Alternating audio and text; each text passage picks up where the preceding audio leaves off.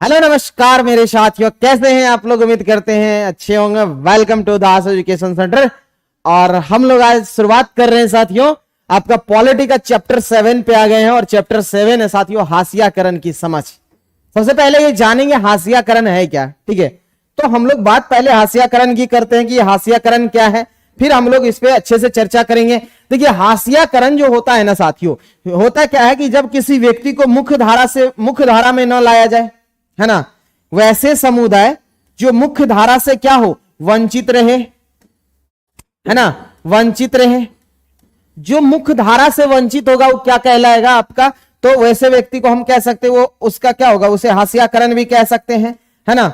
हाशियाकरण के दूसरे शब्दों में हम ये भी कह सकते हैं कि जैसे मान लीजिए एक समुदाय, जैसे अल्पसंख्यक कोई समुदाय है ना, एक बहुसंख्यक होता था, बहुसंख्यक के द्वारा अल्पसंख्यक को मुख्य धारा से अलग रखना, या तो धर्म के आधार पे, रीति रिवाज के आधार पे, या उसके अपने जो हम कह सकते हैं जो भाषाएं हैं उनके, उसके आधार पे अगर आप एक दूसरे को अलग करते हैं तो यही आपका क्या कहलाता है। अगर उसे मुख्य धारा से वंचित करते बहुसंख्यकों के द्वारा तो वही क्या कहलाता है, आपका हाशियाकरण कहलाता है। अब ये वजह आपको पता चल गया, या तो भाषा के आधार पर हो सकता है क्या, उसके बाद या तो धर्म के आधार पर हो सकता है, या बताइए उसकी जो अपनी रीति रिवाज है ना, जो अपनी रीति रिवाज है उसके आधार पे हो सकता है। ये सारे कारण है किसका, आपका हाशियाकरण का, है ना।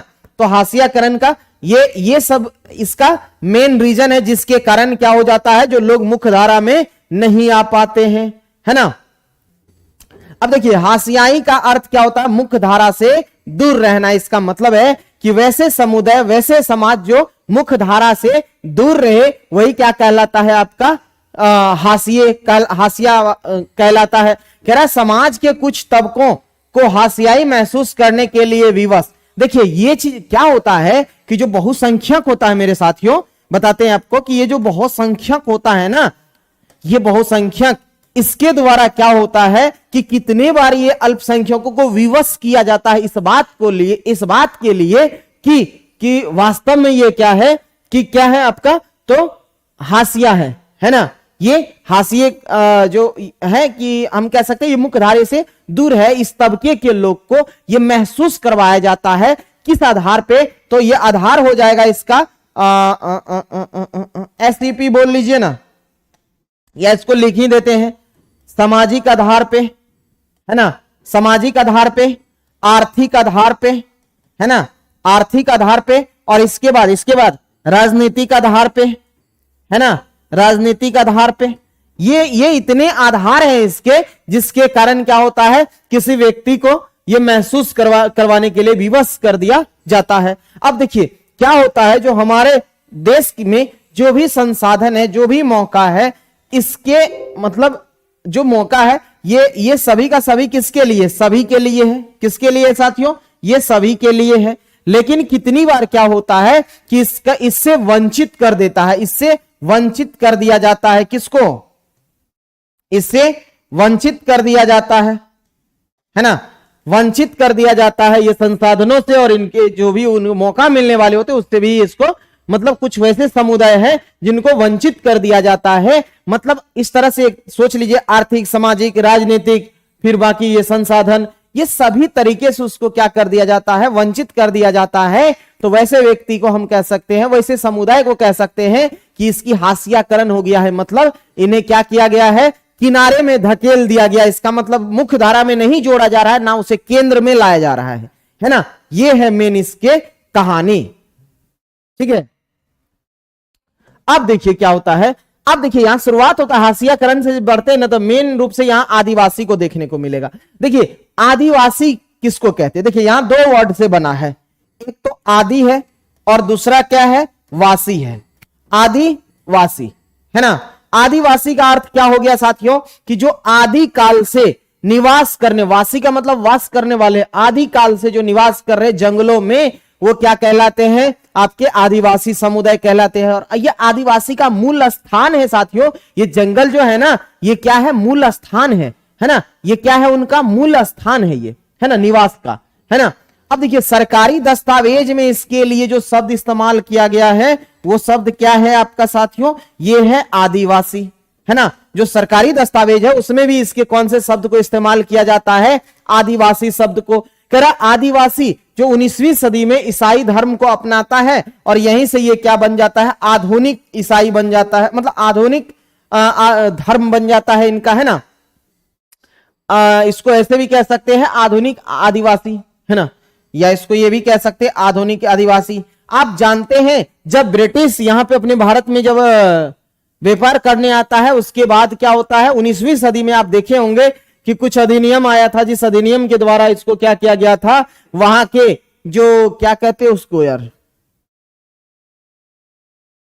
जो ईसाई धर्म के प्रचारक थे उसको क्या तो बोलते हैं, देखिए दिमाग से उतर रहा है, तो उसको भेजा गया था यहां पे प्रचार करने के लिए, है ना। और उन्होंने क्या किया, बहुत लोगों को कन्विंस करके ईसाई धर्म में कन्वर्ट किया। आप देखेंगे कि आज भी आपको झारखंड वगैरह में चले जाइएगा, बहुत सारे ऐसे ऐसे आपको ईसाई मिशनरी, हाँ ईसाई मिशनरियों को भेजा था वहां से, है ना। तो यहां आपको दिखेगा बहुत जगह पे ईसाई का जो है ना आज भी वो संस्थान चलता है जो लोगों को क्या करता है, कन्वर्ट करता है ईसाई धर्म में, है ना। करा अन्य पंथों से भी ये प्रभावित हुआ है। अब बोलेगा कि सर ये अन्य पंथ कौन सा है, तो आप जानते हैं कि उस समय में इधर से आपका बौद्ध हो गया, जैन हो गया, फिर इसके बाद जो वो वैष्णव संप्रदाय वगैरह होता था, है ना, वैष्णव संप्रदाय, तो ये सब भी जो है ना, ये सब क्या है, पंथ है, ये धर्म नहीं है, पंथ है। धर्म से निकली हुई शाखाओं को हम लोग पंथ कहते हैं, और ये सब पंथ है, और इनसे भी ये क्या हुआ था, आदिवासी लोग प्रभावित हुए थे। अगर हम देखें तो लगभग अगर यहां पे बात आदिवासी की करें तो आदिवासी की अगर जनसंख्या करें कि इसमें अगर जो आदिवासी भी जो होते हैं ना, है ना, इनके कुछ जो है ना अलग जनजातीय धर्म होता है ना, इसमें भी अलग अलग क्या होते हैं, जनजातीय धर्म होते हैं। जो धर्म अपने चाहे वो हिंदू देख लीजिए, है ना, ये हिंदू हो जाए, या फिर इधर मुस्लिम धर्म देख लीजिए, है ना, ये मुस्लिम धर्म देख लीजिए, या फिर आप ईसाई धर्म देख लीजिए, इससे बिल्कुल अलग होता है इनका, ठीक है। इनका जो होता है साथियों, इनसे बिल्कुल हटके होता है इनका धर्म। ये लोग अलग अलग चीजों की पूजा करते, कभी आपको कुछ जगह कदम की पूजा करते हुए दिखेगा, फिर महुआ के पेड़ की पूजा करता है, ये लोग सिंह बोंगा की पूजा जो ये आपको जो मुंडा वाले करते हैं।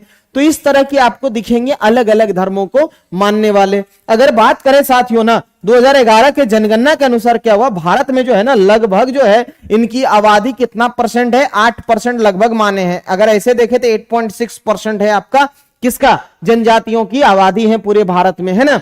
और इसमें कह रहा है कि अब ये क्या रहते हैं, जनजाति एक समूह में रहते हैं। जैसे आपने देखा होगा कि मुंडा का अलग जनजाति है, फिर संथाल अलग जनजाति, तो इस तरह से एक जनजाति का समूह होता है जो अपने पूरे भारत में अगर देखा जाए मेरे दोस्त तो 500 से अधिक जनजातीय समूह देखने को मिलता है। और कह रहा 60% से ज्यादा जनजाति समूह कहां रहते हैं, देखिए इस 500 से अधिक जो ये आपका ये जनजातीय समूह है, इसमें से 60% से अधिक कहां देखने को मिलता है, इस समूह उड़ीसा में देखने को मिलता है। देखिए यहां बात कर रहे हैं हम किसका, ध्यान दीजिएगा, समूह का कर रहे हैं हम, जनजाति का नहीं कर रहे हैं, याद रखिएगा इस बात को, क्योंकि सबसे ज्यादा अगर देखा जाए तो कहां है आपका, हाँ जनजातियों का और देखेंगे, गोंड है, भील है, संथाल है, मुंडा है, इस तरह का ढेर सारे जनजाति आपको देखने को मिलेगा, थारू है ना।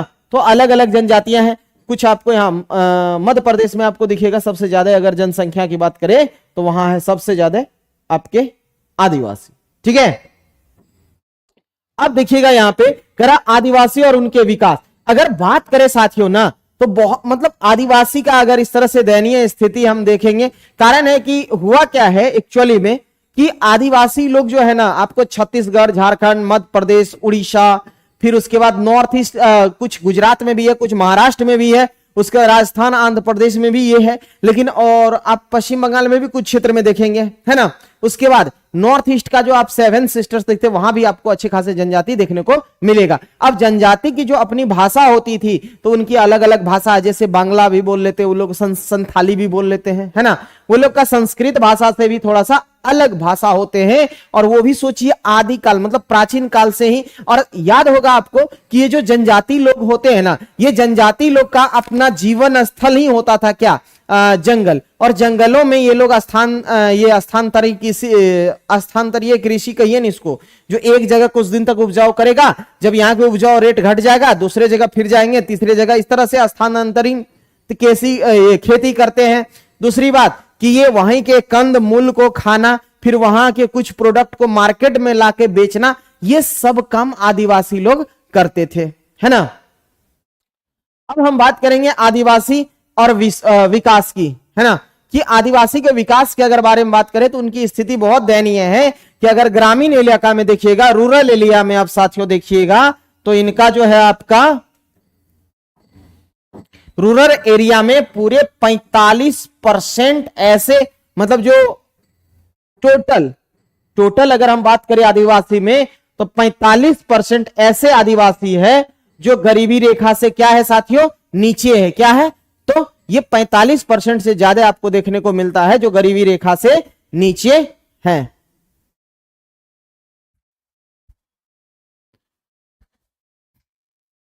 है ना।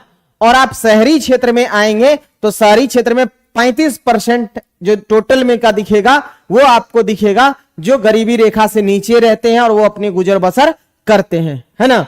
अगर हम बात करें साथियों तो 200 साल, देखिए पिछले कह रहा 200 साल में आए आर्थिक बदलाव तथा अन्य चीजों ने इनका नियंत्रण समाप्त कर दिया। हमने पहले बता रखा है कि ये किस पर निर्भर रहते थे, ये वन पर निर्भर रहते। किस पे रहते थे, तो ये वनों पर निर्भर रहते थे, है ना, वनों पर निर्भर रहते थे। ये किस पे निर्भर रहते थे, वनों पर। अब सोच के देखिए, जो व्यक्ति वनों पर निर्भर रहने वाले हो और धीरे धीरे धीरे इसमें देखिएगा, जब क्या होता है कि ये आपको देखने को मिलेगा ब्रिटिश काल से ही, जब धीरे धीरे इंडस्ट्री का ये बढ़ने लगा, फिर आप देखेंगे रेलवे का विस्तार हुआ, बहुत सारे उद्योग लगने लगे, फिर धीरे धीरे जो चाय का बागान लगाना शुरू हुआ।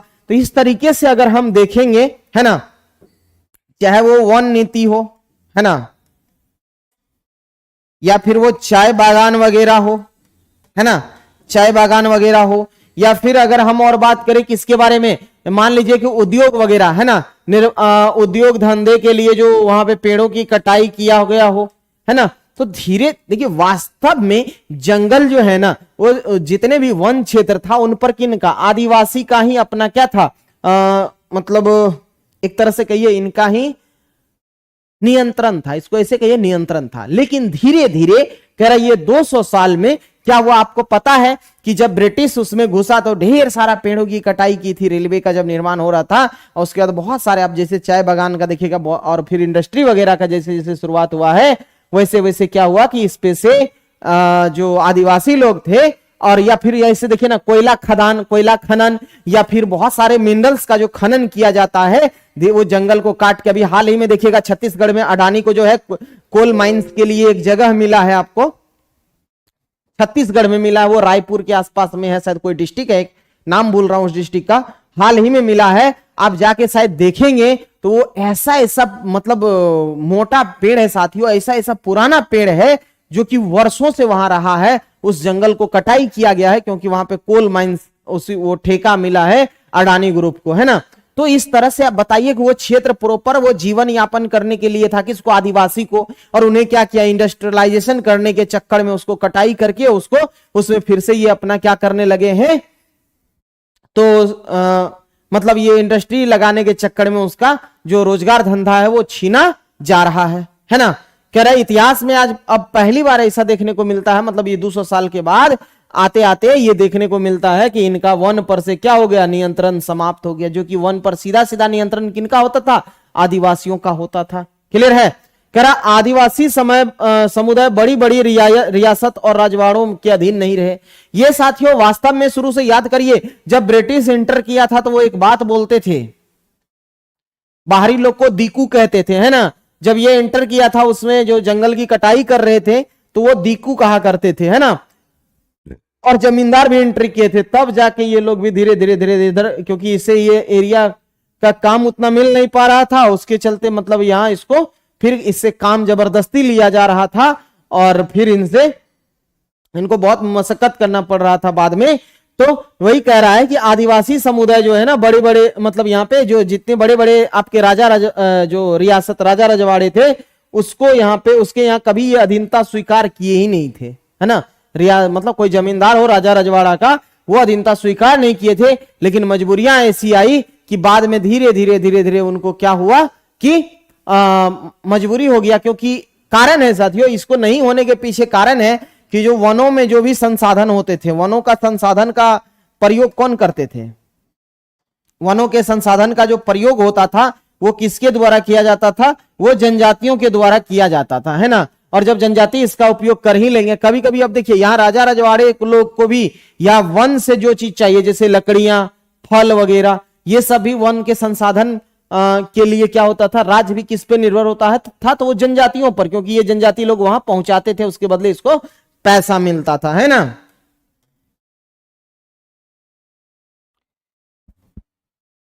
कह रहा आदिवासी के, अब देखिए यहां पे कह रहा 50% से ज्यादा विस्थापित होने का कारण। अब देखिए साथियों यहां पे क्या होता है कि एक्चुअली में कह रहा है कि ये खनन, हमने अभी जो बताया था अडानी ग्रुप ने क्या किया है, वहां पे जो अभी पेड़ों की कटाई शुरू कर दी है, जिसपे वहां के जो आदिवासी लोग हैं वो जम के वहां पे हंगामा भी किए थे। इसके पीछे रीजन क्या है बताइए? ये जो है, जो ये कोल माइंस जो लग रहा है, ये खनन का जो काम शुरू होगा, तो इस केस में जो उस एरिया में रहने वाले जितने भी लोग होंगे उसको क्या करेगा? हटाएगा वो लोग वहां से। तो वही कह रहा है कि 50% से ज्यादा जो है ना आदिवासी लोग यहां से विस्थापित हो चुका है, सिर्फ और सिर्फ ये खनन उद्योग के कारण, है ना। ये खनन उद्योग के कारण यहां से अच्छे खासे आदिवासी यहां से विस्थापित हो गए हैं। कह रहा औपनिवेशिक शासन के पहले, औपनिवेशिक शासन से पहले का जीवन यापन। आपको बता दूं साथियों कि जब ये औपनिवेशिक काल से पहले ये लोग का अपना अलग काम होता था। जैसे आप जानते हैं, हमने बताया कि महुआ के फल से वो क्या कहते वो लोग, वो अचार या फिर उसका सारा वाइन्स बनाना, या फिर उसके पेड़ मतलब जंगल के पौधे से जो वो बहुत सारे ऐसे फल होते हैं उसको तोड़कर वो क्या करते हैं, उसको सुखा के फिर उसका कुछ ऐसा ऐसा बना के फिर मार्केट में बेचना, या जड़ी बूटियों को बेचना। फिर वहां रेशम के मतलब कपड़े वगैरह भी छोटे मोटे वो तैयार करते थे स्तर पर, मतलब छोटे छोटे चीज को तैयार करके मार्केट में बेचना। ये उनकी जीवन यापन का एक तरीका था। कब? ये औपनिवेशिक शासन से पहले। लेकिन औपनिवेशिक शासन मतलब ब्रिटिश के काल में क्या हुआ कि इसे धीरे धीरे इस पे अधिकार करते चला गया, और इनका जीवन यापन का जो सिस्टम था वो खत्म होते चला गया। कह रहा 19वीं शताब्दी के अंत में अगर हम बात करें तो याद करिए कि 19वीं शताब्दी के अंत में अगर क्या था कि एक बड़ा भाग किससे ढका हुआ था? वन से ढका हुआ था। और आप जानते हैं कि 1853 मतलब 19वीं सदी में ही रेलवे का शुरुआत होता है। और ये जब रेलवे का विकास का काम शुरू होता है तो इसमें जंगलों की अच्छी खासी कटाई हो जाती है, और वहीं से फिर क्या होता है, उद्योग धंधे लगाने के चक्कर में वनों की कटाई होना शुरू हो जाता है। अगर बात करें इसके आसपास में तो तब तक यहाँ पे अच्छी खासी वन हुआ करते थे, है ना। अल्पसंख्यक और हाशियाकरण की बात करते, अल्पसंख्यक शब्द का प्रयोग। अब देखिए बात हम किसका करेंगे? अल्पसंख्यक शब्द का प्रयोग, है ना। तो ये किसके लिए किया जाता है? अल्पसंख्यक शब्द का अगर हम प्रयोग करें तो हम कह सकते हैं इसको एक लाइन में क्या कह सकते हैं? वैसे समुदाय जो अन्य के अलावा क्या हो, बहुत कम हो, है ना। किससे? संख्या के दृष्टि में, है ना। तो हम एक लाइन में कह सकते हैं कि संख्या या जनसंख्या कह लीजिए, संख्या की दृष्टि में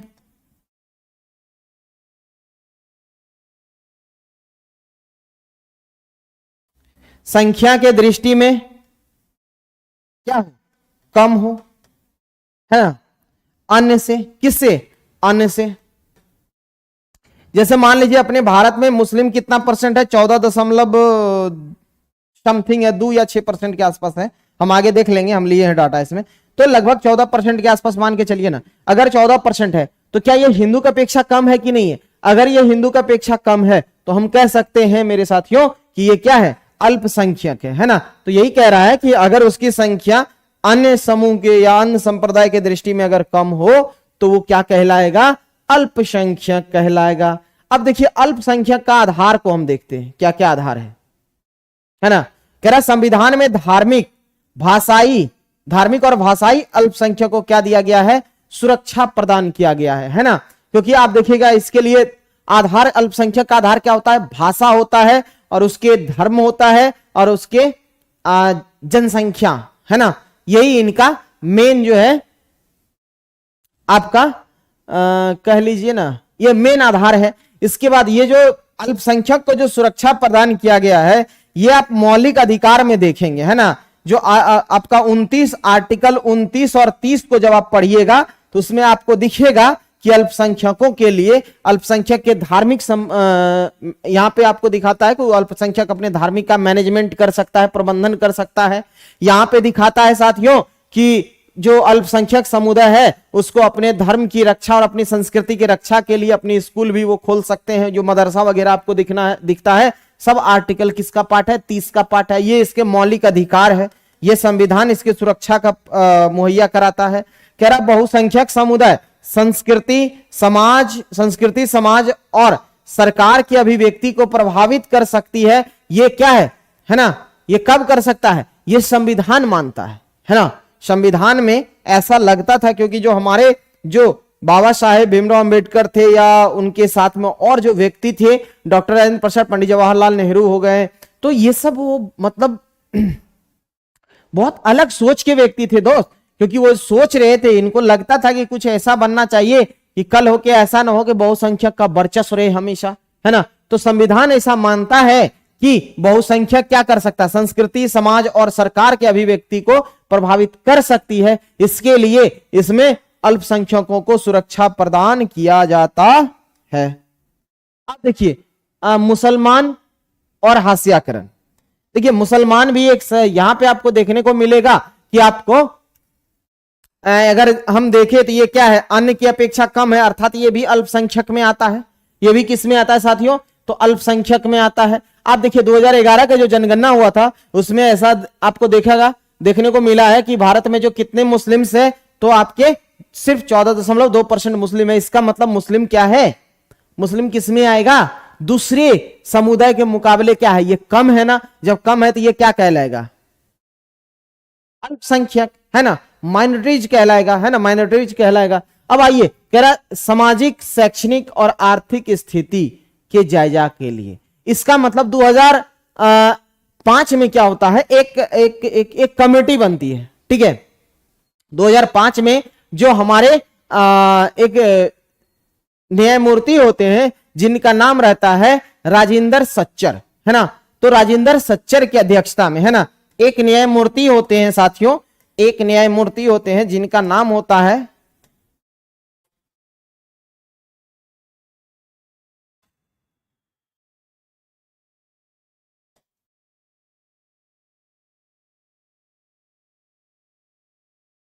राजेंद्र सच्चर, नाम होता है ना।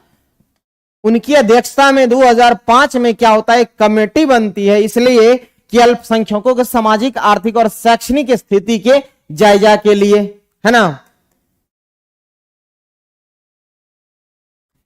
तो चलिए अब मिलते हैं हम लोग, अब एनसीईआरटी के मेन मुद्दों पे आते हैं, देखते हैं क्या है।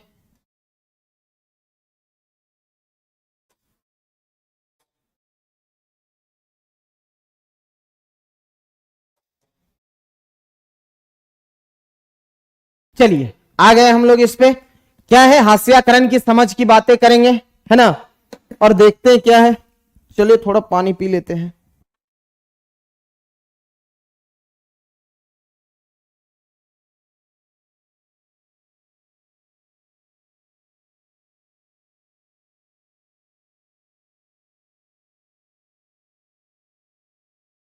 चलिए, कह रहा है सामाजिक रूप से हाशिए पर होने का मतलब क्या है ना।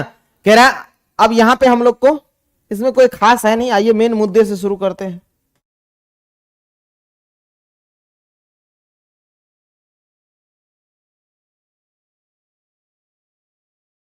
चलिए,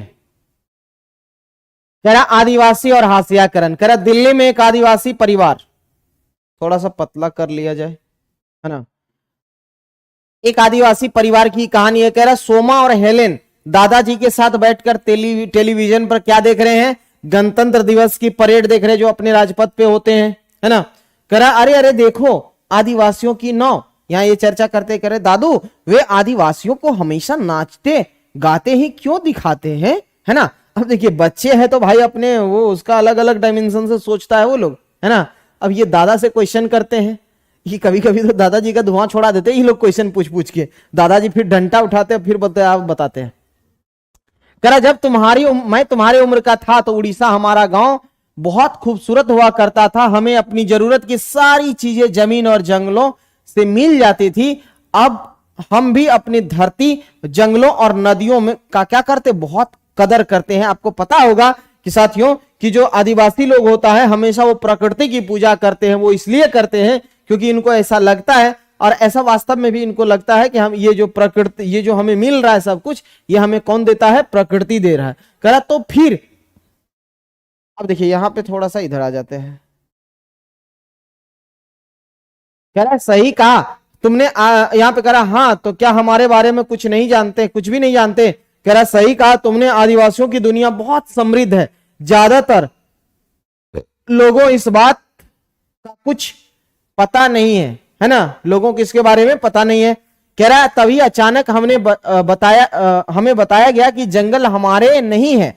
वन विभाग के अफसरों और ठेकेदारों ने बहुत सारा जंगल साफ कर डाला। अगर हम जंगलों को बचाते तो हमारी पिटाई करते थे, हमें अदालत में घसीटा जाता था, वहां ना तो वकील मिलता था और ना ही अपना मुकदमा लड़ सकते थे। उनके साथ ये समस्याएं हुआ करती थी, है ना। फिर करा कि अब देखिए यहां पे करा फिर अफसर आए, उन्होंने क्या किए, करा हमारी जमीन के नीचे लोहे का भंडार है, वे उसे निकालना चाहते थे। उन्होंने बड़े बड़े वादे किए, कहते थे कि हम अपनी जमीन अगर हम अपनी जमीन उन्हें बेच देंगे तो हमें नौकरी और पैसा देंगे। कुछ गांव वाले बहुत खुश हुए और कुछ को लगता था कि इससे हमारी जिंदगी तबाह हो जाएगी। करा कुछ ने तो कागज पर अंगूठे का निशान भी लगा दिए थे और उन्हें पता ही नहीं था कि यह अंगूठे का निशान लगाकर वो अपनी जमीन बेच रहे हैं। मुट्ठी भर लोगों को उन्होंने छोटी मोटी नौकरियों पर रख लिया, लेकिन ज्यादातर लोग जमीनें नहीं बेची। तो फिर यहां पूछता फिर आपने जान कैसे बचाई, है ना।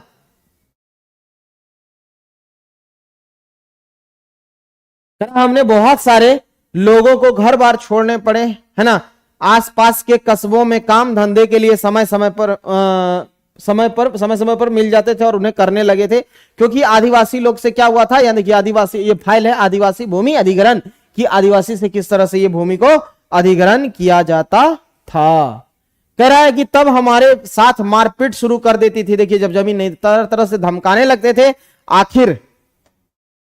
आखिरकार उन्होंने सबको अपने पुरखों की जमीन बेचने और छोड़ने के लिए मजबूर कर दिया। हमारी जीवन शैली का रातों रात नामो निशान गायब हो गया, है ना। करा ओह दादू हमारी जमीन उसका, करा 30 एकड़ जमीन के बदले ठेकेदार से हमें बस थोड़ा सा पैसा मिला और मैं अपने ज्यादातर दोस्तों से उसके बाद फिर नहीं मिल पाया। मतलब कि यहां से क्या हो गया, लोग यहां से धीरे धीरे पलायन करने लगे। कह रहा शहर में वैसे पैसे की मुश्किल थोड़े दिन चले, बाद में हमारे पास रोजी रोटी का कोई साधन नहीं बचा था, है ना। हम सब किराए पर एक कमरे के मकान में रहने लगे और अपनी बेखौफ जिंदगी खुले माहौल से वो अपनी बेखौफ जिंदगी और उस खुले माहौल में हमें बहुत ज्यादा याद आती। क्योंकि देखिए अब जंगल में जहां जो आदिवासी लोग रहते वहां खुले में रहने का आदत था। यहाँ लाके लोग क्या किया, कस्बों में कमरे में बंद कर दिया। करा कुछ साल बाद तुम्हारे पिताजी को दिल्ली में नौकरी मिल गई तो हम यहाँ चले आए और बड़े कठिनाई भरे दिन थे, इसलिए दोनों को भी हम कई साल स्कूल नहीं भेज पाए थे। मतलब ये अपने दादाजी जो है ये बच्चे को कहानी सुनाते हैं कि हम लोग के साथ बड़ा मुश्किल हुआ करता था और हम स्कूल नहीं भेज पाते। कह रहा मुझे स्कूल जाने से नफरत थी, है ना। कह रहा हम पढ़ाई में इतने पीछे थे कि सारे बच्चे हमारा मजाक उड़ाते थे। हम घर में संथाली भाषा बोलते थे और हिंदी में बात नहीं कर पाते थे। हमने बोला था ना कि इनका अपनी भाषा होती है। कह रहा लेकिन अब हमारे कुछ दोस्त बन गए, थोड़ा थोड़ा अंग्रेजी भी बोल लेता हूं। यहाँ पे देखिए दोनों में बातें हो रही है। कह रहा काश मैं अपने दोस्तों को अपना गांव बर्बाद होने से पहले दिखा सकता, ये बच्चे कह रहे हैं, है ना। कह रहे तुम लोग अभी भी उन्हें अपने गांव के बारे में बता सकते हो, इससे काफी कुछ सीख सकते हो। करा एक दिन मैं अपनी यानी आदिवासियों की कहानी पर एक फिल्म बनाऊंगा, ये कहते हैं बच्चे, है ना।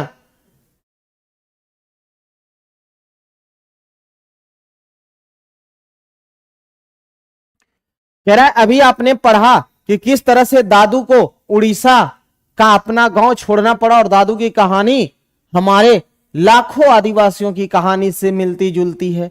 इस समुदाय के हास्याकरण के बारे में आप इस अध्याय में विस्तार से पढ़ेंगे।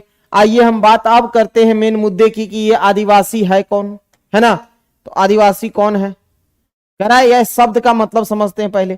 कह रहा आदिवासी शब्द का मतलब ये होता है क्या, मूल निवासी। ये ऐसे समुदाय है जो कहां रहते, जंगलों के साथ जीते आए हैं और आज भी उसी तरह से जी रहे हैं। मतलब ये सबसे नेचुरल लाइफ जीने वाले लोग होते हैं, नेचर के साथ हमेशा इनका लाइफ बीता है ना। कह रहा लगभग 8% आबादी अब रहे देश की, ये है पूरे भारत के देश की। कह रहा देश के बहुत सारे महत्वपूर्ण खनन और औद्योगिक क्षेत्र आदिवासी इलाकों में है। जैसे आप देखिए जमशेदपुर, राउरकेला, बोकारो और भिलाई के नाम से आपने ये तो आपने सुना होगा। करा ये आदिवासी की सारी आबादी एक जैसी नहीं है। मतलब ये सब जो एरिया है साथियों, ये इंडस्ट्री लगने के कारण यहां से क्या हुआ, आदिवासी को विस्थापित होना पड़ा, है ना। तो वही कह रहा है कि आदिवासियों की सारी आबादी एक जैसी नहीं है। देखिए कह रहा भारत में कितने 500 से ज्यादा तरह के आदिवासी के समूह हैं, जिसमें छत्तीसगढ़, झारखंड, मध्य प्रदेश, उड़ीसा, गुजरात, महाराष्ट्र, राजस्थान, आंध्र प्रदेश और पश्चिम बंगाल तथा उत्तर पूर्व के अरुणाचल प्रदेश, असम, मणिपुर, मेघालय, मिजोरम, नागालैंड एवं त्रिपुरा राज्यों में आदिवासियों की संख्या काफी ज्यादा है ना। कह रहा अकेले उड़ीसा में ही 60% से ज्यादा जो है ना अलग अलग तरह की आपको जनजाति, मतलब यहां देखने को जनजातियों के समूह मिलेंगे, है ना, सिर्फ उड़ीसा में।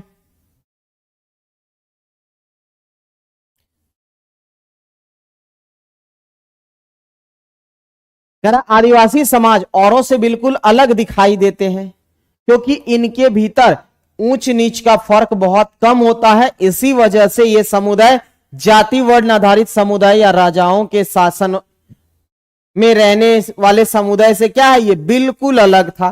कह रहे आदिवासियों के बहुत सारे जनजातीय धर्म होते थे, हमने बता रखा है कि इनका अपना भी अलग अलग धर्म होता था। कह रहा इनके धर्म इस्लाम, हिंदू, ईसाई आदि धर्मों से क्या होता था, बिल्कुल अलग होता था। जैसे हमने बताया था कि मुंडा ने सिंह बोंगा का पूजा करना शुरू किया था, है ना, एक जादुई शक्ति था वो। उसके बारे में बताते थे कि हमारे वो क्या तो बोलते थे कि वो आएंगे और सबसे बदला लेंगे, जब वो मुंडा विद्रोह हुआ था तो उस समय में, है ना। कह रहा वे अक्सर अपने पुरखों की गांव और प्रकृति की उपासना करते थे। मतलब इनके यहाँ जो कोई मर जाते थे उसकी भी ये लोग उपासना करते थे, पूर्वजों की, है ना।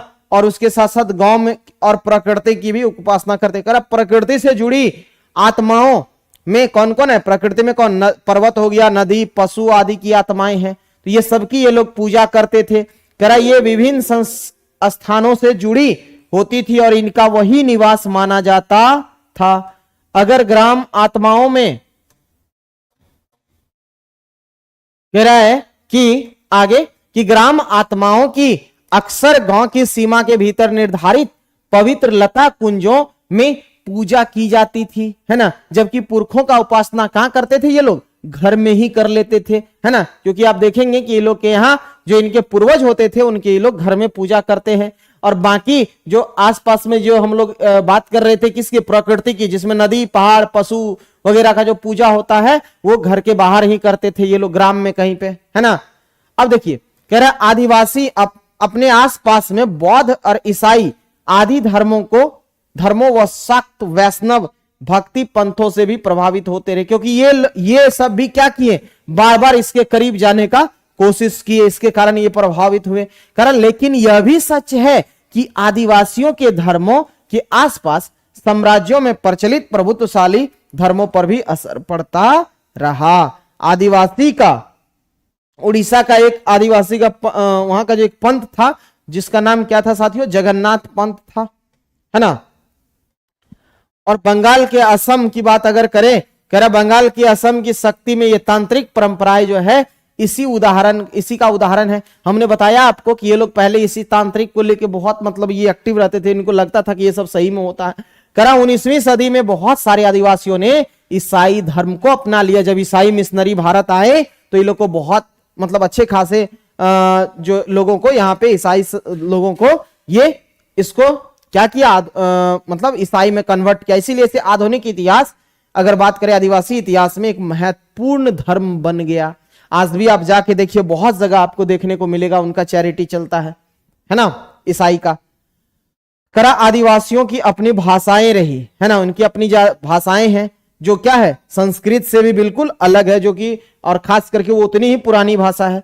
करा इन भाषाओं ने बांग्ला जैसी मुख्य धारा की भारतीय भाषाओं के गहरे तौर पर प्रभावित किया था और इनमें संथाली बोलने वालों की संख्या सबसे ज्यादा था। दोस्त अगर बात करें जो आदिवासी लोग हैं उसमें सबसे ज्यादा किसकी संख्या था, जो संथाली भाषा बोले जाते थे, है ना। करा उनकी अपनी पत्र पत्रिकाएं निकलती है, पर इंटरनेट पर भी इनकी पत्रिकाएं कुछ मौजूद आपको मिलेगा, है ना। और ये देखिए इनकी अपना परंपरागत पोशाक, और ये परंपरागत पोशाक में सजे धजे लोग, ये जो है आपको ये जनजातीय समुदाय आपको देखने को मिल रहा होगा। कह रहा आदिवासी और प्रचलित छवियां, है ना। हमारे देश में आदिवासियों को एक खास तरह से पेश किया जा रहा है। स्कूल के उत्सवों, सरकारी कार्यक्रमों या किताबों व फिल्मों में उन्हें सदा एक रूप में ही पेश किया जाता है ना। वे रंग बिरंगे कपड़े पहने, सिर पर मुकुट लगाएं और हमेशा नाचते गाते दिखाई देते हैं। इसके अलावा हम उनकी जिंदगी की सच्चाइयों के बारे में बहुत कम जानते हैं, इसलिए बहुत सारे लोग इस गलतफहमी का शिकार हो जाते हैं कि उनका जीवन बहुत आकर्षक, पुराने किस्म का और पिछड़ा हुआ है। कर आदिवासियों पर भी यह आरोप लगाया जाता है कि वे आगे नहीं बढ़ना चाहते। मतलब ये देखिए आदिवासी पर भी ये आरोप लगता है। कर बहुत सारे लोग पहले ही मान लेते हैं कि बदलाव या नए विचारों से दूर रहना चाहते हैं। मतलब ये लोग जो है, जो बाहरी लोग होते हैं, ये पहले इस चीज को मान लेता है। जैसे देखिए कक्षा 6 की बुक में हम लोगों ने एक बात पढ़े थे, खास समुदायों के द्वारा जो को बनी बनाई छवियों में देखते चले जाते हैं, जो अक्सर ये क्या होता है कितना भेदभाव जैसे होने लगता है। जैसे हमने देखा, याद क्या वहां पे, याद करिए, एक था क्या आपका पूर्वाग्रह, है ना। एक धारणा विकसित कर लेना दूसरे के बारे में, अगर वो गलत है भी या ना भी इसकी गारंटी नहीं है, लेकिन उसके बारे में एक धारणा मतलब ये कर लेना, यही क्या कहलाता था। तो यह हम लोगों ने वहां किसी खास समुदाय के बारे में जो पूर्वाग्रह एक मन में बना लेता है, उसी बात की चर्चा यहां भी देखने को मिलता है। अब देखिए आदिवासी और विकास की बात करके, जैसा कि आपने इतिहास में अपनी पाठ्य पुस्तक में पढ़ा कि हमारे भारत में तमाम साम्राज्यों और सभ्यताओं का विकास में जंगलों का एक बहुत गहरा महत्व रहा है। जैसे लोहे, तांबे, सोने, चांदी के अयस्कों, कोयले, हीरे और कीमती इमारती लकड़ी, ज्यादातर जड़ी बूटियां और पशु उत्पाद जैसे मोम हो गया, शहद हो गया, लाख हो गया, और स्वयं जानवर जैसे हाथी, जो शाही सेनाओं की मुख्य आधार होता था, ये सभी कहां मिलते थे, जंगल में ही तो मिलते थे ना। कह रहा इसके अलावा जीवन के आगे बढ़ते रहने में जंगल का एक बड़ा योगदान रहा है। इन्हीं जंगलों से बहुत सारे लगातार नदियों को पानी मिलता रहा है ना। समझ में आ रहा है कि जंगल हमारी हवा और पानी की क्या करते हैं, उपलब्धता और उनकी गुणवत्ता के गहरे तौर पर प्रभावित करते हैं, है ना। क्योंकि हमारे जो एयर क्वालिटी का आज जो गिरते जा रहा है पूरा, मतलब देश की क्या बात करें, वर्ल्ड में भी आपको देखने को मिलेगा एयर क्वालिटी इंडेक्स गिर रहा है नीचे। इसके पीछे रीजन यही है कि हम लोग क्या कर रहे हैं, पेड़ पौधों की कटाई कर रहे हैं। ठीक है, चलिए आते। कह रहा आखिर ये कब तक हमारे देश का ये बड़ा हिस्सा जंगलों से ढका हुआ था। मतलब कि कह रहा है ये 19वीं सदी के आखिरी तक जो है ना, ये 19th सेंचुरी के आखिरी तक बात कर रहा है। क्या था कि हमारा देश का एक बड़ा हिस्सा जंगलों से ढका हुआ था। कह रहा है और कम से कम 19वीं सदी के मध्य तक इन विशाल भूखंडों का आदिवासियों का जबरदस्त ज्ञान था। मतलब क्योंकि उस समय आदिवासी कहां रहा करते थे साथियों, जंगल में ही रहते थे, और जंगल में रहने के कारण इसको इस चीज का बहुत ज्ञान हुआ करता था। कह रहा इन इलाकों में उनकी गहरी पैठ थी, है ना, उनका जंगलों पर पूरा नियंत्रण भी था। इसलिए आदिवासी समुदाय बड़ी बड़ी रियासतों और रजवाड़ों के अधीन कभी नहीं रहे थे, बल्कि बहुत सारे राज्य जो है ना वन संसाधन के लिए किस पर निर्भर रहते थे? आदिवासियों पे निर्भर रहते थे, है ना। सोचिए, ये मतलब उस समय की थी। कह रहा है यह तस्वीर आदिवासियों की प्रचलित छवि से बिल्कुल अलग था, है ना। कह रहा आज उन्हें हाशियाई और शक्तिहीन समुदाय के रूप में देखा जाता है। सोचिए, उस समय में बड़े बड़े राजा रजवाड़े भी इसी पर निर्भर रहते थे। किसके लिए? वनोत्पाद के लिए, मतलब वन के उत्पाद के लिए, क्योंकि अपने से ये नहीं कर सकते थे। कह रहा औपनिवेशिक शासन ने से पहले आदिवासी समुदाय शिकार व चीजें बीनकर आजीविका चलाते थे। कह रहा वे एक जगह ठहर कर काम करते थे। वे स्थानांतरित खेती के साथ साथ लंबे समय तक एक स्थान पर भी खेती करते थे। हालांकि परंपराएं अभी भी क्या है? कायम है, लेकिन पिछले 200 साल में आए आर्थिक बदलाव, वन नीति और राज्य व निजी उद्योगों ने के राजनीतिक दबाव की वजह से आज इन लोगों को बागान, निर्माण स्थल और उद्योग और घरों में नौकरी करने के लिए क्या किया जा रहा है? ढकेला जा रहा है। इतिहास में पहली बार ऐसा हो रहा है कि आज उनका वन क्षेत्र पर कोई नियंत्रण नहीं है। जो कि याद करिए, एक समय ऐसा था कि वनों पर नियंत्रण सिर्फ यहां के आदिवासियों का था, लेकिन आज वो नहीं है। ये देखिए उस समय का, देखिए आपको ये चित्र दिख रहा होगा आदिवासी समुदाय का। इधर से ये कौन खड़े हैं? एक आपको व्यक्ति दिख रहे होंगे जो इंग्लैंड के हैं, वो पुलिस। कह रहा झारखंड और आसपास के इलाकों में 1830 दशक से ही बहुत बड़ी संख्या में भारत और दुनिया के अन्य इलाकों में जैसे मॉरिशस, कैरिबियन और यहां तक कि ऑस्ट्रेलिया जाते रहे, है ना आदिवासी। कह रहा भारत का चैक उद्योग असम और उनके श्रम के बूते ही अपने पैरों पर खड़ा हो पाया था। आज अकेले असम 70 लाख से असम में कितने हैं? 70 लाख आदिवासी रहते हैं। करा इसका विस्थापन की कहानी भीषण कठिनाई, यातना और विरह और मौत की कहानी रही है। कह रहा 19वीं सदी में इन पलायनों में के कारण 5 लाख आदिवासी मौत के मुंह में जा चुके थे, है ना। अब देखिए नीचे कुछ आदिवासियों के लिए गीत दिया हुआ है और इनकी आकांक्षाओं और असम में उनके वास्तविकता हालात की बानगी पेश करता है ना, कैसा इनका हालात था। देखिए क्या कह रहा है यहां पे, कह रहा है आओ मिनी असम चले, हमारे देश में तो बहुत कष्ट है। असम की धरती पर मिनी हरियाली से भरे चाय के बागान है। सरदार कहता है काम काम, बाबू कहता है उन्हें पकड़ो इधर लाओ, है ना। साहब कहता है मैं तुम्हारे खाल उधेड़ दूंगा। हे जादूराम, तुमने हमें असम भेजकर बड़ा छल किया, है ना। वो अपने पुरखों से, पूर्वजों के बारे में ये बात कहते हैं, है ना।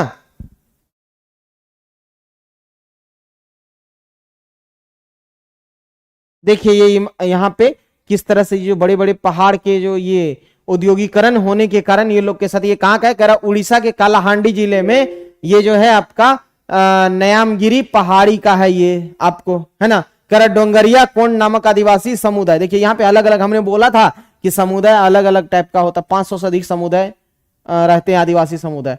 तो इसका इलाका था, कह रहा न्यामगिरी इस समुदाय का पवित्र ये पर्वत है। यहाँ क्या हुआ, एक एल्युमिनियम की बड़ी कंपनी क्या खान और शोधक संयंत्र लगाना चाहती थी। इस योजना में यह योजना इस आदिवासी समुदाय को क्या किया, विस्थापित कर दिया। और इस समुदाय ने इस प्रस्तावित योजना में जमकर विरोध किया और पर्यावरणवादी भी इनका समर्थन कर रहे थे। और सर्वोच्च न्यायालय ने कंपनी के खिलाफ, सर्वोच्च न्यायालय में क्या है, कंपनी के खिलाफ मुकदमा भी चल रहा है।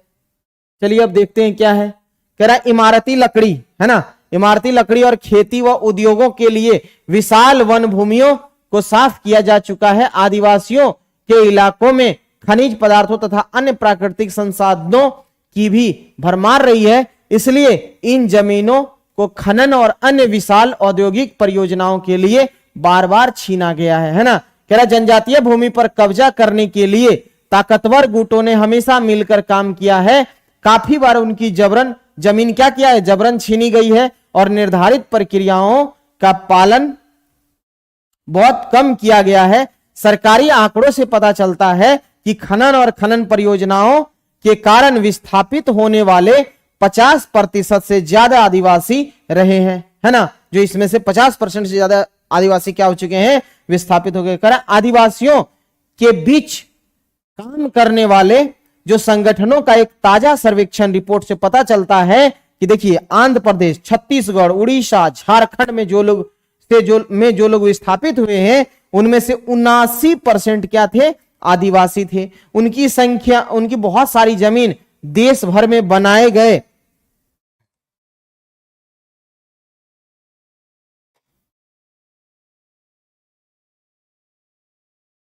सैकड़ों बांधे और जलाशय में क्या हो चुकी है, डूब चुकी है। और पूर्वोत्तर भारत में उनकी जमीन लंबे समय से सशस्त्र बलों और उनके बीच चलने वाले टकराव से क्या है, बिंधी है ना। और कह रहा है इसके अलावा 104 राष्ट्रीय पार्क जो पूरे भारत में है ना, उसमें कितना जमीन है, 40,501 किलोमीटर स्क्वायर जो है नेशनल पार्क के लिए है।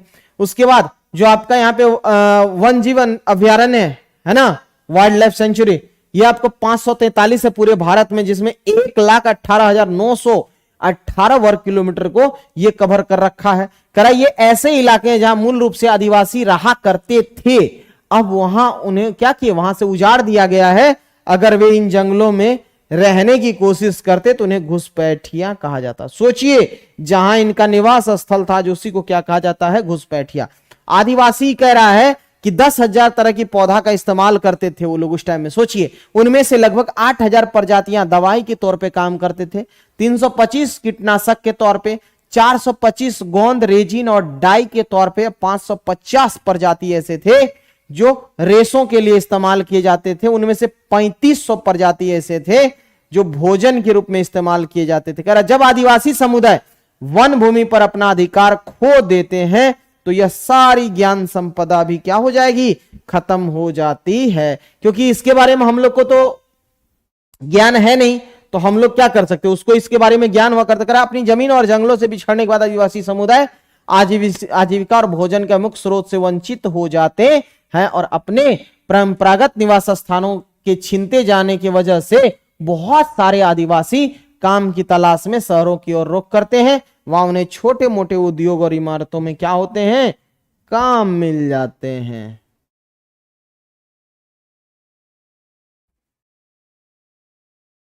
है ना, या निर्माण स्थली पर बहुत सारी मामूली वेतन पर उन्हें नौकरियां करनी पड़ती है। इस तरह गरीबी और लाचारी के जाल में फंसते चले जाते हैं। और ग्रामीण में इलाकों में अगर देखा जाए तो 45% और शहरी में लगभग 35% आदिवासी समूह गरीबी रेखा से क्या है, नीचे गुजर बसर कर रहे हैं, है ना। इसकी वजह क्या है, इसकी वजह से वे कई तरह के अभाव का शिकार हो जाते हैं। उनके बहुत सारे बच्चे कुपोषण के शिकार रहते, क्योंकि भाई उतना पैसा ही नहीं आता है कि जो वो बच्चे को अच्छे से भोजन पानी दे पाए, है ना। अच्छा, उनके बीच साक्षरता भी उनके साथ दिक्कत है, क्योंकि वो गरीब होते हैं तो बच्चे को छोटे से कमाई में लगा देते हैं, इस कारण से साक्षर भी उतने नहीं हो पाते हैं। जब आदिवासियों को उनकी जमीन से हटाया जाता है तो उनकी आमदनी का स्रोत के अलावा बहुत कुछ जो हमेशा के लिए नष्ट हो जाता, वे अपनी परंपराएं और रीति रिवाज गंवा देते हैं जो उनके जीने और अस्तित्व का स्रोत है ना। उड़ीसा में एक रिफाइनरी परियोजना के कारण वहां स्थापित हुए, है ना। गोविंद मारन कहते हैं, उन्होंने हमारी खेती की जमीन छीन ली, बस थोड़े से मकान छोड़ दिए और उन्होंने शमशान भूमि, मंदिर, कुएं, तालाब सब कुछ अपने कब्जे में ले लिया। सोचिए, कौन, कंपनी वालों ने, है ना।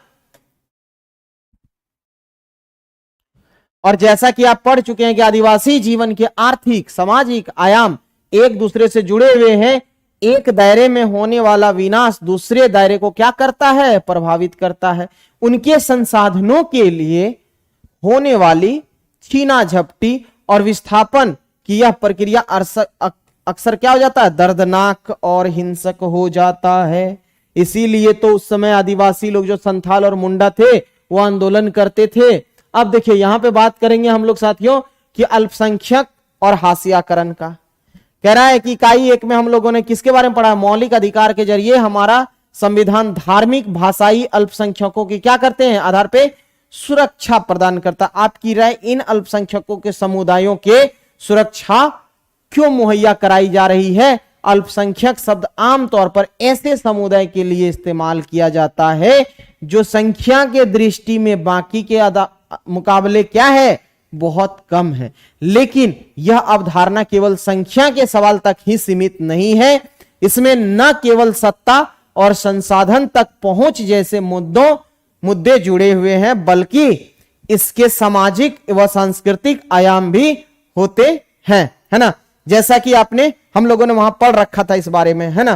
कह रहा हमारी संविधान ने इस बात को मानता है कि बहुसंख्यक समुदाय संस्कृति, समाज और सरकार की अभिव्यक्ति को प्रभावित कर सकती है।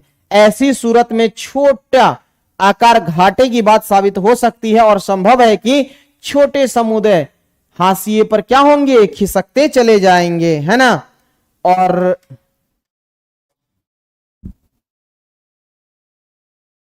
ऐसे में अल्पसंख्यक समुदाय को बहुत संख्यक समुदाय के संस्कृति जो उनका रहन सहन है वो क्या करेगा, प्रभावित करेगा कि नहीं करेगा, है ना।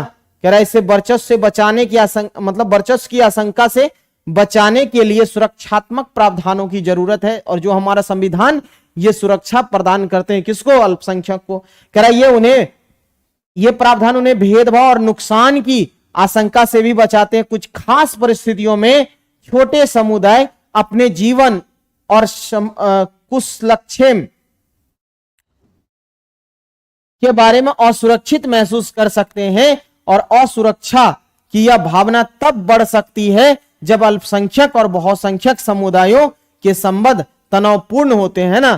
कह संविधान में इन सुरक्षाओं की व्यवस्था इसलिए की गई है कि हमारा संविधान भारत के संस्कृति और विविधता की सुरक्षा तथा समानता व न्याय की स्थापना के प्रति क्या है, संकल्पबद्ध है। जो हम लोगों ने कहां पढ़ा था, चैप्टर 5 में, है ना, न्यायालय के बारे में।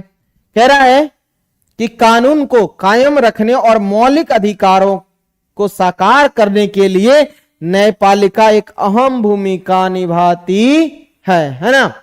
चलिए, कह रहा अगर किसी भी नागरिक को ऐसा लगता है कि उनके मौलिक अधिकार का क्या हो रहा है, हनन हो रहा है, तो वो कहां जाएंगे मेरे दोस्त, तो वो अदालत में जा सकते हैं। और हम पहले से बता रखे हैं कि सुप्रीम कोर्ट जाने के लिए आर्टिकल 32 और हाई कोर्ट जाने के लिए आर्टिकल 226 यानी कि 226। क्लियर है। चलिए अब बढ़ते हैं थोड़ा सा आगे।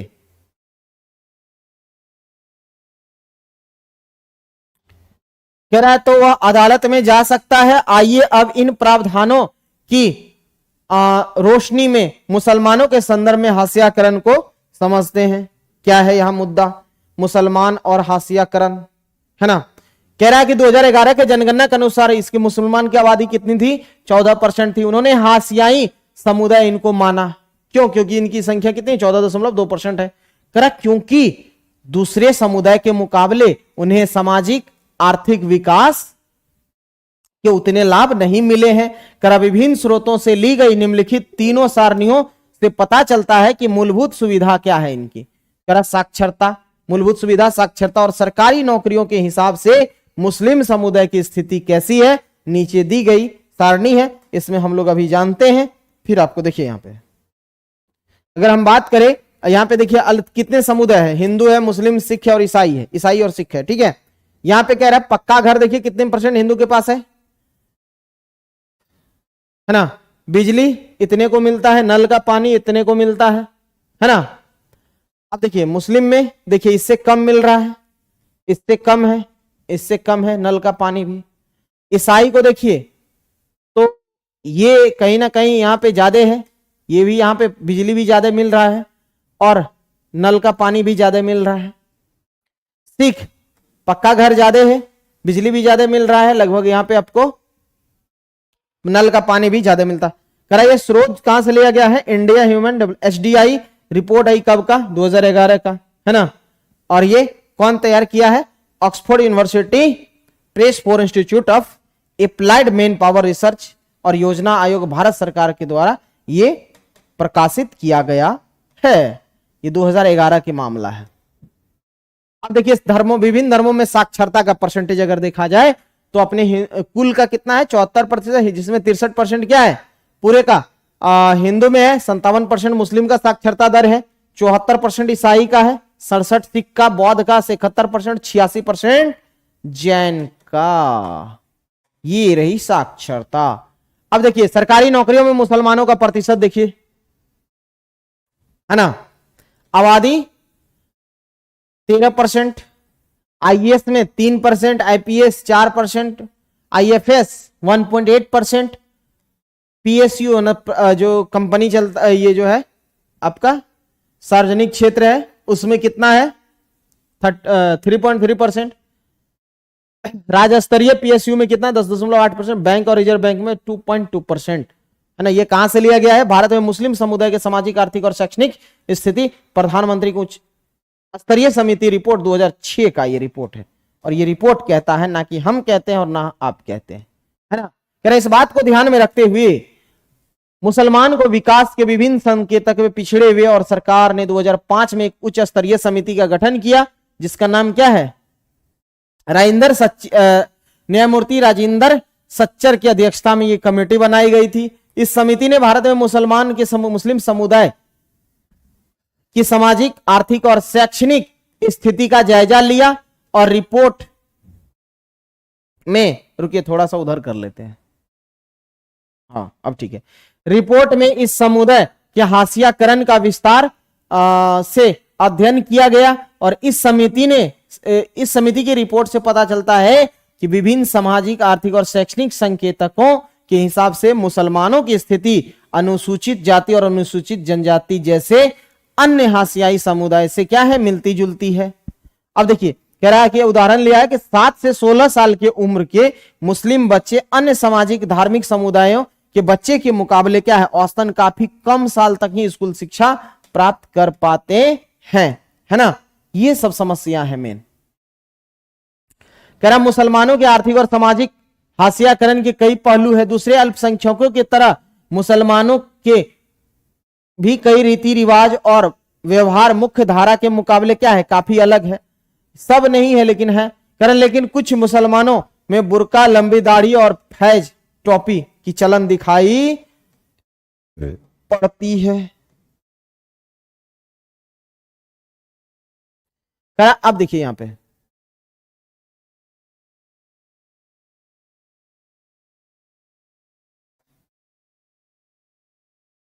कह रहा बहुत सारे लोग मुसलमानों को इन्हीं निशानियों से पहचानने की कोशिश करते हैं। इसी कारण अक्सर उन्हें लोग अलग नजर से देखते हैं। कुछ लोग मानते हैं कि हम बाकी लोगों जैसे नहीं है। वो अक्सर यही सोच में उनके साथ गलत व्यवहार करने और भेदभाव का बहाना बन जाती है। जो हम लोगों ने कहां पढ़ा था, जो अंसारी परिवार जो गए थे किराए का मकान ढूंढने के लिए कक्षा 7 में, है ना, कह रहा है उनके साथ जो समस्या था। कह रहा मुसलमानों के इसी सामाजिक हाशियाकरण के कारण कुछ स्थितियों में वे जिन इलाकों में पहले रहते आए हैं वहां से निकलने लगे हैं, जिस पर अक्सर उनका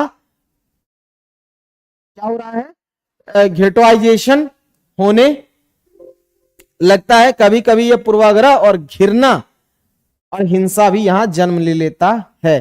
क्योंकि पूर्वाग्रह का मतलब हम लोगों ने बता रखा है हमने कि मतलब किसी के बारे में बिना सोचे समझे जाने उसके बारे में गलत अवधारणा बना लेना, है ना। कह रहा देखिए मुस्लिम महिलाएं जो भारत की महिलाओं के आंदोलन में एक महत्वपूर्ण हिस्सा बन जाती है यहाँ पे, है ना। कह रहा है अब यहाँ पे क्या कह रहा है कि मैं एक मुस्लिम परिवार, मुस्लिम बहुल क्षेत्र में रहती हूं, है ना। कह रहा कुछ दिन पहले रमजान के दौरान कुछ गड़बड़ियां हुई, जिसमें जल्द ही सांप्रदायिक रूप ले लिया और मेरा भाई और पड़ोस में इफ्तार की एक दावत में गए थे और परंपरागत कपड़े यानी सलवार कमीज पहनी थी, मेरा भाई शेरवानी पहने था। कह रहा घर लौटने पर हमें कहा गया कि अपने कपड़े बदलकर जींस टी शर्ट पहन लो, है ना। अब जबकि कुछ ठीक है तो मुझे हैरत होती है कि कपड़े बदलने के लिए क्यों कहा गया, और मुझे यह बात अजीब क्यों नहीं लगी। हमारे पहनावे से हमारी पहचान का पता चल जाता है, और पहचान सारे खतरों और भेदभाव की क्या है साथियों, जड़ है। क्योंकि आप अगर उस तरह का पोशाक पहनते हैं जिससे खास रिलीजन या खास संप्रदाय का पता चलता है तो ये कभी कभी ये पोशाक भी क्या होता है, इसका कारण बन जाता है। इस अध्याय में उपरोक्त भाग में हमने देखा कि मुसलमानों के आर्थिक सामाजिक हाशियाकरण के बीच गहरा संबंध है ना। इसी अध्याय में हमने आदिवासियों की स्थिति के बारे में भी पढ़ा, है ना। 7वीं कक्षा में हमने भारत में औरतों की असमान स्थिति के बारे में भी पढ़े हुए थे, है ना। फिर बाद में हमने पढ़ा था औरतों ने कैसे बदली दुनिया। समूहों के अनुभवों से पता चलता है कि हाशियाकरण एक जटिल परिघटना है जिससे निपटने के लिए कई तरह की रणनीतियां, साधन और सुरक्षाओं की जरूरत है। इसका मतलब यह है कि संविधान द्वारा परिभाषित अधिकारों और इन अधिकारों को साकार करने वाले कानूनों व नीतियों की रक्षा अहम सभी की बराबर जिम्मेदारी बनती है। इनके बिना न तो उस विविधता की रक्षा कर पाएंगे और जो हमारे देश को एक अनूठी छठा देती है ना, और न ही असमानता के प्रति राज्य की प्रतिबद्धता को साकार कर पाएंगे। चलिए कुछ निष्कर्ष पे आते हैं।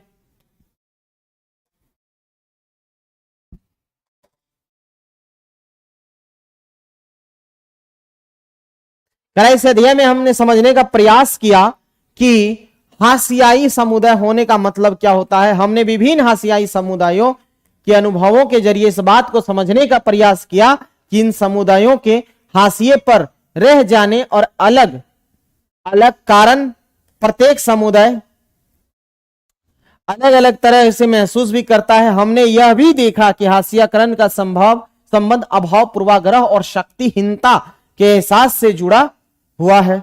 हमारे देश में कई और भी हाशियाई समुदाय है। दलित भी इसी तरह का एक समुदाय है। इस समुदाय के बारे में हम अगले अध्याय में हम लोग पढ़ेंगे, है ना। हाशियाकरण से कमजोर सामाजिक हैसियत ही नहीं पैदा होती बल्कि शिक्षा और अन्य संसाधनों तक पहुंच में बराबर नहीं मिल पाती है। ये सब कारण है साथियों हाशियाकरण का, है ना। देखिए कह रहा है इसके बावजूद हाशियाई समुदाय का जीवन भी बदला जा सकता है और बदलता है, और कोई भी हमेशा एक ही तरह के हाशिए पर नहीं रहता है। अगर हम हाशियाकरण के इन उदाहरणों पर ध्यान दें तो पाएंगे कि दोनों समुदायों के पास इन संघर्ष और प्रतिरोध का एक लंबा इतिहास रहा है। हाशियाई समुदाय अपनी संस्कृति और विशिष्टता को बनाए रखना चाहते हैं और साथ ही अधिकारों और विकास और अन्य अवसरों में क्या करते हैं, बराबर हिस्सा चाहते हैं। अगले अध्याय में हम इसको अच्छे से जानेंगे क्योंकि अगला अध्याय होता है हाशियाकरण से कैसे निपटा जाता है। ये साथियों देखिए आपके सामने एक दिया हुआ है कि सच्चर समिति की रिपोर्ट के बारे में प्रचलित यहाँ पे कुछ गलत फहमी का उजागर होता है। आमतौर पर माना जाता है कि मुस्लिम बच्चों को सिर्फ मदरसे में भेजना चाहते हैं। आंकड़ों से पता चलता है कि 4% मुसलमान बच्चे ही सिर्फ कहां जाते हैं, मदरसे में, बाकी 66% बच्चे सरकारी और 30% बच्चे निजी स्कूल में पढ़ रहे हैं। ये देखिए आपके सामने दिख रहा है ना। तो ये एक गलत फहमी था।